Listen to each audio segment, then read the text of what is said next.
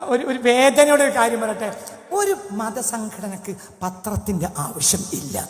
അവർ മതസംഘടന എന്നതിൽ നിന്ന് പുറകോട്ട് പോകുമ്പോൾ മാത്രമാണ് അവർ പത്രം ഉണ്ടാക്കുക. എന്തുകൊണ്ട്? മതസംഘടന ജനങ്ങളെ ക്ഷണിക്കുക പരലോകത്തെ സിറാത്തുൽ മുസ്തഖീമിലേക്കാണ്. സിറാത്തുൽ മുസ്തഖീമിനെ വളർത്താൻ, അതിലേക്ക് ജനങ്ങളെ ക്ഷണിക്കാൻ ഒരു പത്രത്തിന്റെ ആവശ്യം ഇല്ല. പത്രം എന്നത് എപ്പോഴും പൊളിറ്റിക്കൽ ടൂളാണ്. അതൊരു അധപ്പതനാണ്. ഒരു മതസംഘടനക്ക് പത്രമുണ്ടാകുന്നത് ഒരു അധപ്പതനമാണ്, മതപരമായ അധപ്പതനം. പകരം അവർക്ക് എന്ത് കിട്ടും? പൊളിറ്റിക്കൽ ഇംപ്രൂവ്മെന്റ്സ് കിട്ടും. എന്ത് കിട്ടൂല? പുറകോട്ട് പോകൽ മാത്രമല്ല, അവർക്കിടയിൽ ഭിന്നത ഉണ്ടാകാനേ ഈ പത്രത്തിന് കഴിയൂ.